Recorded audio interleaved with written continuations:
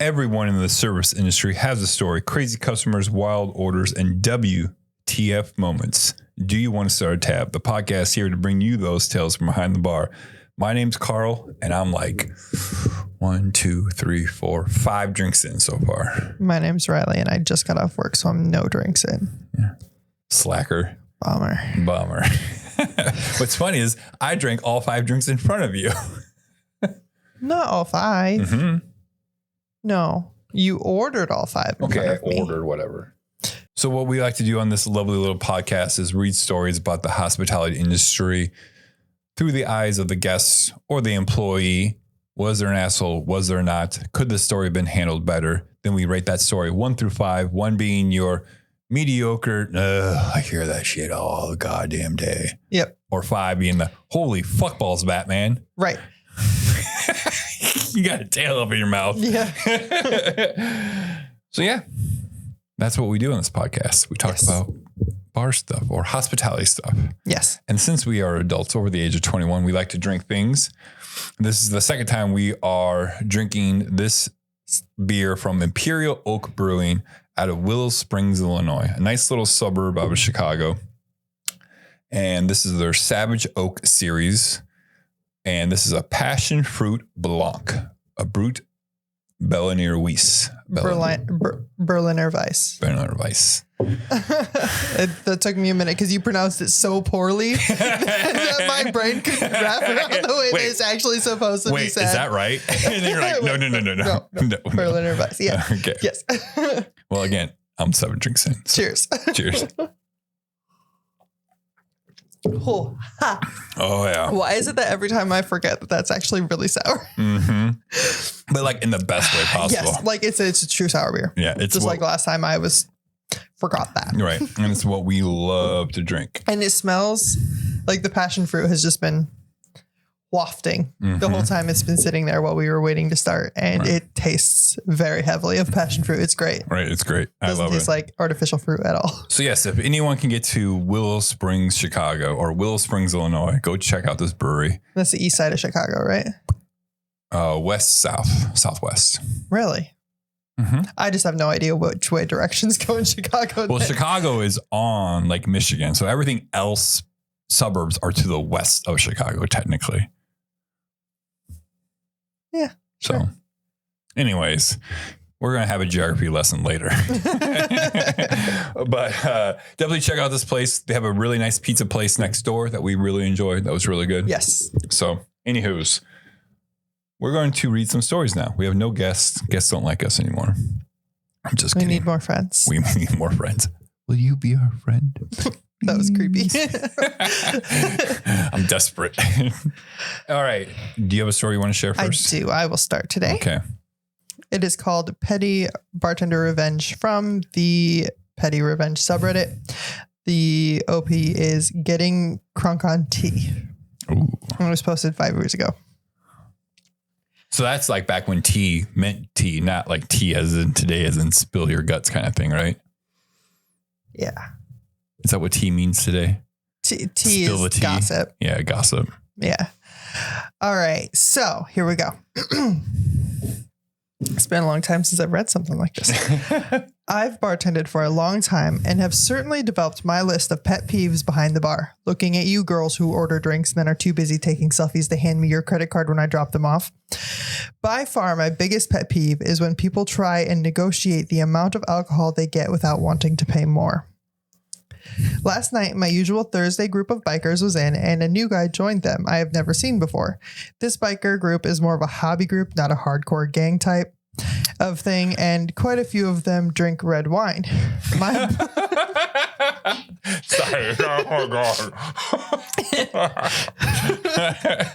Love it. It just makes you think of the movie Wild Hogs. That's what I was thinking the first time. My bar has been short of wine glasses, but we managed to find some stemless wine glasses in the back we've put into rotation. New guy orders a glass of red wine, and I bring it to him in a stemless glass, as that is all I had available. He asked me why he couldn't get a glass with a stem, and I made some corny statement about stemless glasses being all the rage and chuckled and tried to walk away. New guy then decides to complain about his pour. Oh, hell no. He wants more. Everyone else has more than him, yada, yada, yada. I see that there is a stemmed glass in the dishwasher dirty, so I pick up his glass and inform him that I will be right back. He looks proud at this point, and I set his glass down and start the dishwasher and wait. Annoying old man is staring at me, staring at the dishwasher, as he slowly starts looking confused, wondering what is taking so long.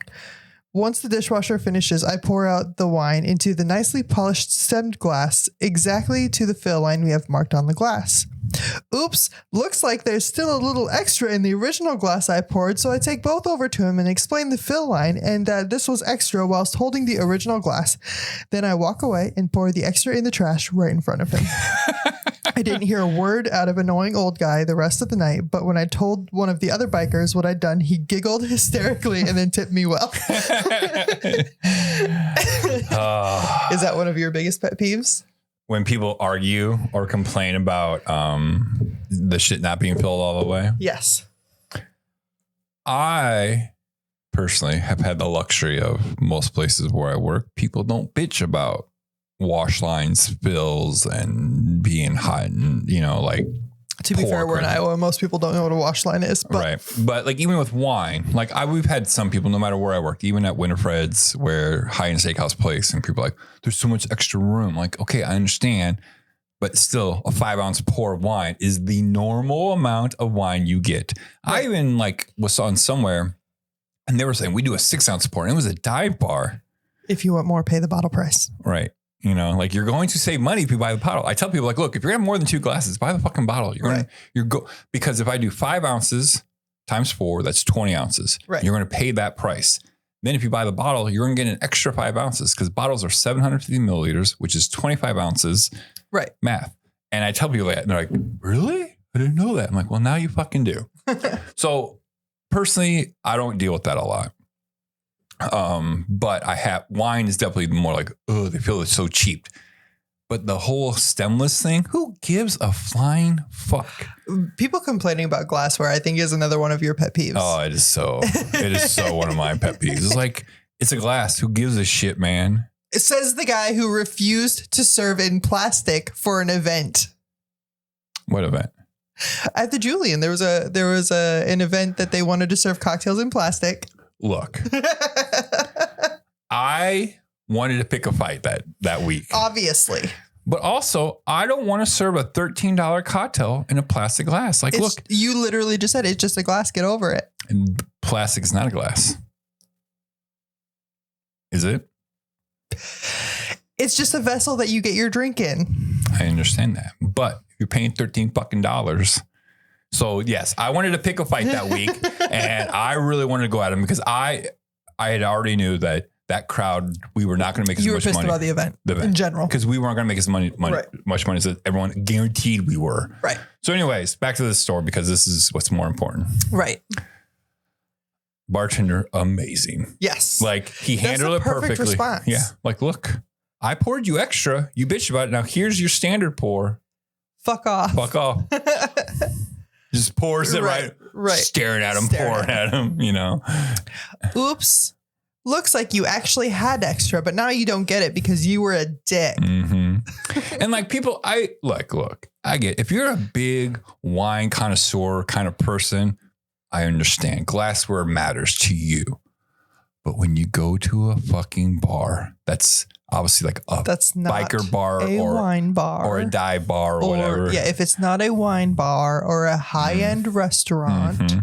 Stemless is usually what they have because guess what? You fuckers break stemware all the time. Stemware is so fragile. Yeah. And it's like, who gives a shit? And like, if you're so concerned about your wine, then why are you ordering wine there? Right. But let's go back to the idea. That's the Wild Hogs. It's the Wild Hogs, yeah. Like biker gang. What is it? Who is the? It's Robin Williams, John Travolta, Tim Allen, and the guy that plays in Shameless, the dad. Yeah. What's his name? Fuck, I don't know. Yeah, he's great. But William H. Macy. Yes, that is who I see complaining. It's that character.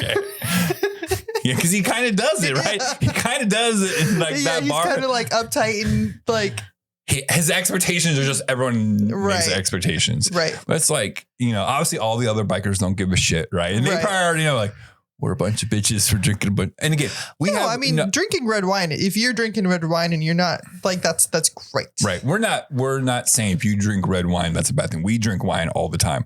Yes. And we're going to drink a lot more wine in the next 60 days. Yeah. But starting now. But just the group. And like you have these stereotypes and like you have these like they're going to be a bunch of whiskey drinkers. They're going to be a bunch of shot drinkers. Yeah. Bud Light drinkers. Yeah. We would like a Cabernet, please. But the cherry on the top is he told a guy that he's already built a rapport with. Like, Steve's came in like for 2 months, have a good relationship for like, man, fuck your new guy. Who's this asshole over here complaining? Right. But no, that's great. I love when bartenders do little again, it goes back to he didn't hurt anyone's feelings. He wasn't inappropriate. No. He did exactly what he needed to do. Right. Like that is the ideal response for that scenario. Absolutely. Sir, fine. I will get what you want. Just give me like 2 minutes. Right. Because that dishwasher takes at least 90 seconds. Right. I mean, I already probably know what kind of dishwasher they have. Yeah. I mean, there's like one of 3 types, right? Right. And they're all pretty fast. 90 seconds to 2 minutes to wash a rack. And yeah, I don't know. I mean, this story's pretty straightforward. There's not much to it except for the asshole is the newbie. The bartender's the hero for sure. Right. And like sidekick is the guy he talked to and tipped up a bunch because he knew like, sorry, brought the new guy. Right. Gosh, that's funny. That's great. I giggled when I read that one, especially because he said his regular giggled about it and then tipped him well. Right. What do we tip them well? Right. What do we think for rating wise? I am having a hard time with this one. Not because it's like a tough story to rate, but because I want it to be higher than I know I should.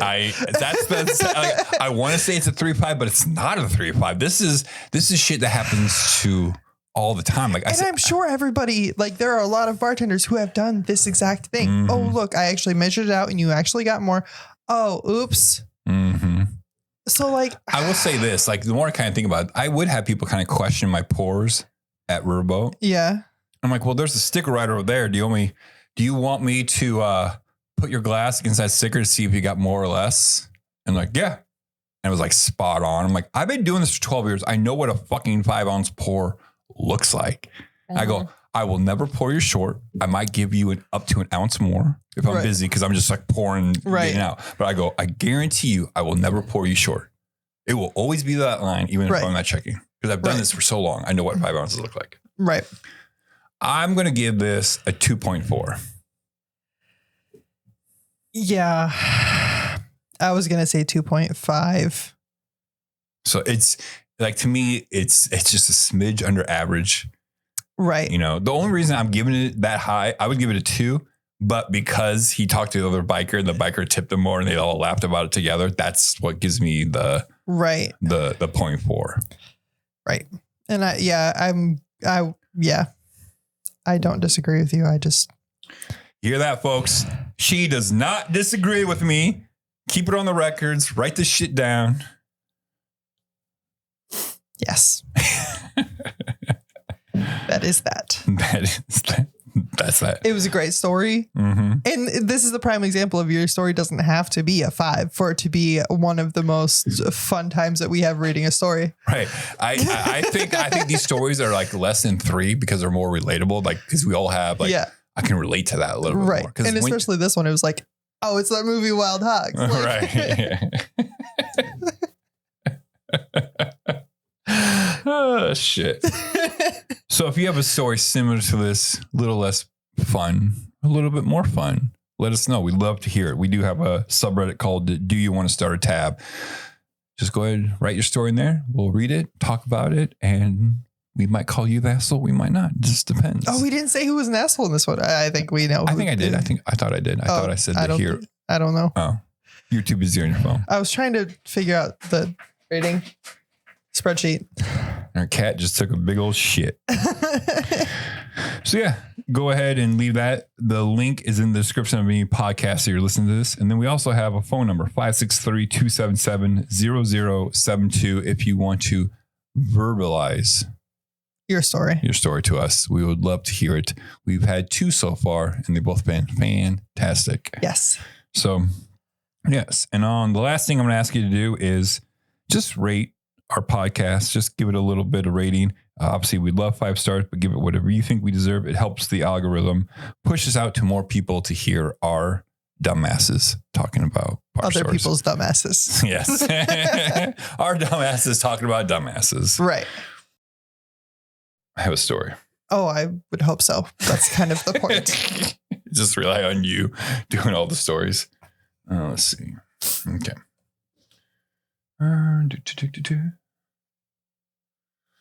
All right. This was posted 28 days ago. Ooh, fresh.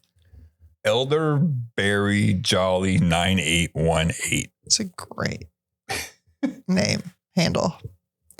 And this is from what subreddit? Bartenders. Okay. Subreddit. So I've been kind of perusing that subreddit a little bit. Yeah, I've been actively avoiding that one because I know it's like that or am I the asshole that you get your stories from? Right. So I've been like looking at other ones. Yeah. I mean, this subreddit's a lot about like, what do I need to do in this situation? It's not really a story. It's like, okay, I don't like asking for advice. Right. I love that. Mm-hmm. All right. And this is an asking for advice situation. The title is How to Best Handle This Situation. Owners asked me to come up with cocktail recipes for other properties and businesses. Okay. I manage a high-end bar. Okay. We have autonomy to create and put on whatever we want for our own menus. We are just a small piece of a larger operation that includes multiple restaurants and concepts. The wife owns all the restaurants and regularly asks me to come up with drink recipes for other properties. The husband owns his own company that makes products that he sells to the bars and restaurants.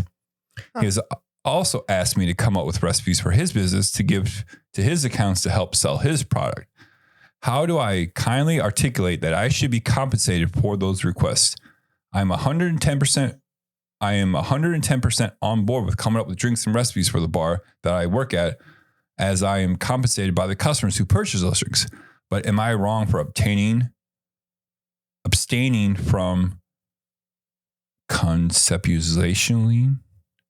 What? Conceptualizing drinks for other properties in business without compensation. Not the asshole for not doing it or for wanting to be compensated. Absolutely not. I think there's a right way and a wrong way to go about it. And that's what they're asking for, because I think the wrong way is to grab a cocktail book and say, here, find your recipe. What do you mean? Like grab a cocktail book, like a Smuggler's Cove or Liquid Intelligent. Here, look, all of these are created. Right.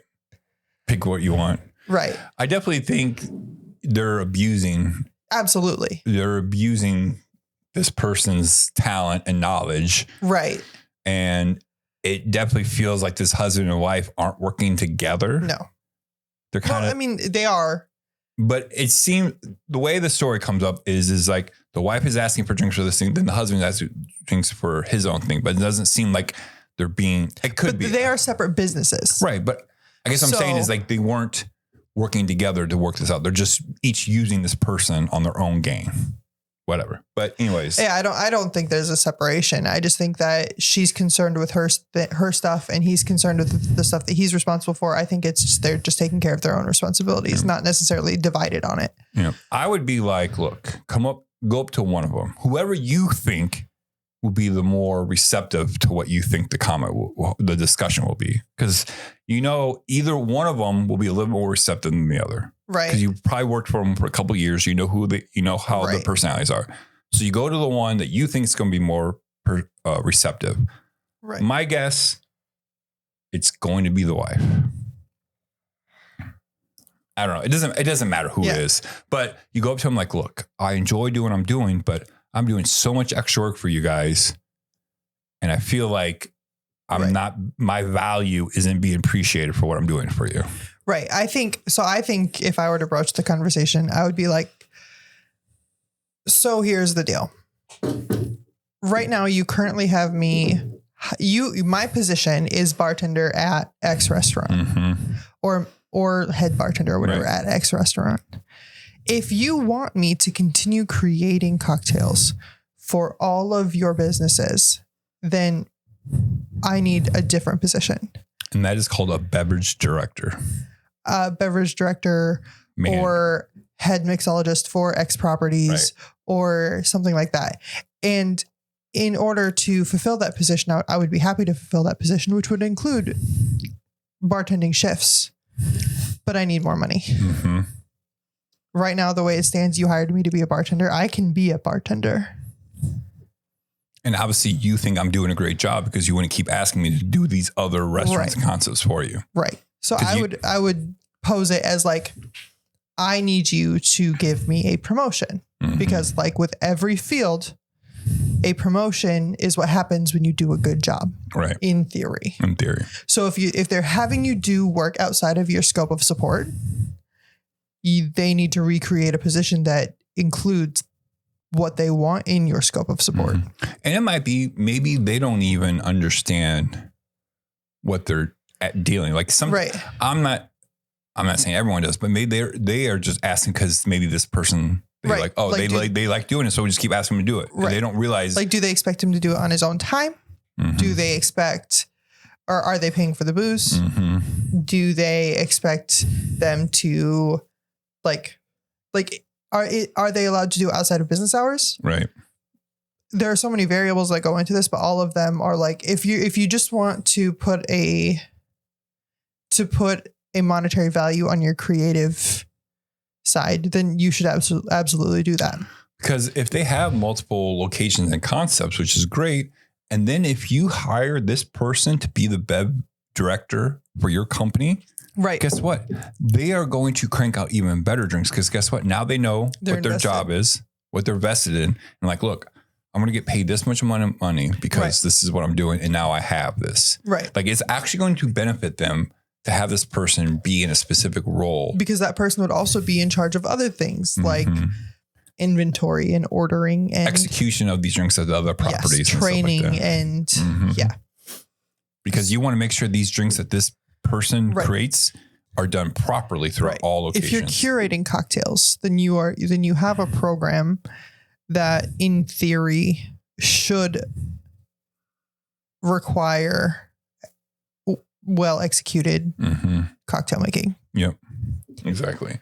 Yeah, I don't know. I just thought this is an interesting story because it's more on the job side of things. And like, there's really not an asshole. Like, okay, it's hard to say because we don't know. We don't know the owners and we don't know the relationship that they have. Like, like if they feel like these owners are bluntly abusing them and know they are, then quit. Or find another job because they're not going to change their mind. But sometimes, like, look, people don't know. People can't know what they don't know. Right. Because maybe what happened, maybe these owners, they got successful and they just kept adding and not like thinking logistics and like other concepts and stuff like that. So it's interesting because we're having these kind of talks with some other people about growth and whatever. And so it's like, we're having those conversations now. Right. Because it's more awkward the longer you wait. Right.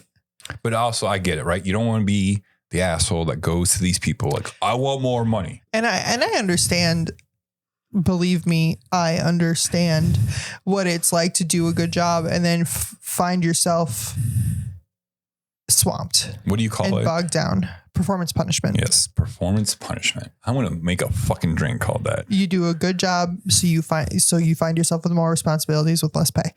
I get it. Mm-hmm. You have no idea the degree to which I get it. But you have to advocate for yourself. Yeah. And I think the way to approach it is, listen, I need a different position. If this is what you want, this is a full-time position. Right. Make it one. So do we want to read some of the comments of what some people suggested? Because I like I said, this is definitely one, like, I'm glad this person's asking for advice, Right. Because like sometimes like you're not sure. Sometimes you just need other people to help you. Like, oh, okay, that I'm on that same page. I just didn't know if that was the right way. Right. Or like, oh, okay, I was going to go with this about the wrong fucking way. Right. You should be compensated for consulting because that's what you're doing. Yep. You come up with a few menus to help them. But at this point, you need to be, if I am, what? I don't know. What? Firm. You're just missing the R. Oh, firm, and tell them that you don't mind consulting for them, but the agreement needs to be in place. Yep. That's definitely a consulting or beverage director job outside of your original responsibilities. Maybe you can get paid a nice hourly, but responsible for all locations. Right. Pretty simple. You are a paid employee. Your title and job code, as per your contract, do not require you to do this. Right. If they want the service, you will bill them for it. Don't feel obligated and don't be quiet about it. Firm, calm, concise. However, I will say that a lot of places, with the exception of it's not in your employment contract, a lot of places use the phrase other duties as assigned. Mm-hmm. It's because it's such a generic term. And it can involve anything. Mm-hmm. So it could be in your contract. Yeah. So check for that line or something similar. But I mean, I agree. It's still not part of the job description that you were. No. That like you this is signed out on of the for. scope we're doing, and I didn't mind doing for a month or two, but like, look, it's time to Right. You appreciate what I'm doing Right. for you. Either you're expecting me to work overtime too many hours, Yeah. which I mean, in this economy, but you're expecting me to work too many hours outside of my regular job duties, or you're making my job duties too hard to do because you require all of this in the time that you offer me. Right. None of those are compatible with doing a good job on either end of the scale, creating cocktails or being a bartender. Right. Rating wise, The fact that there's a term for it, performance punishment, is giving me 1.5. It happens in every possession, in every field. Performance punishment is a thing, and that's what they're falling prey to. Yeah. I guess I didn't see you go that low. He got the 0.5 because he's asking for help. He's asking for help. If there was an update and we actually, I mean, yeah, it was only 28 days ago, but yeah. and we actually find out if they improved it or if they listened or if they fly off the handle, then it can get a higher rating. But I think the boss's response, the owner's response, is going to determine a higher rating for this story. Right.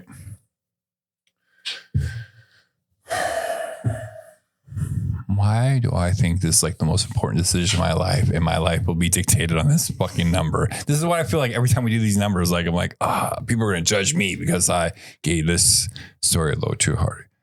You know, I agree with you. The punishment, whatever thing is a thing that happens because people want their best employees doing the jobs they want, but then like don't want to, or don't even think about compensating for They compensate for their position title, not for the what the job done. Right. And then when that yearly review comes out, I'm like, well, you fucked up two things.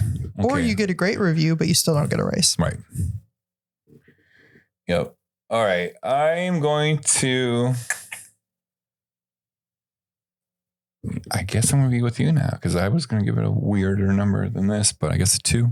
Yeah. I mean, it's just like, that is the capitalist system, is to find good workers and to squeeze every bit of productivity out of them you can for the least amount of money possible. And that's what the owners are doing. Yeah. And like, asking for help is one thing, but actually demanding your worth right doesn't happen as often. Maybe they'll just throw them a pizza party. Probably. And just remember, don't be a dick, tip your bartenders, and drink responsibly.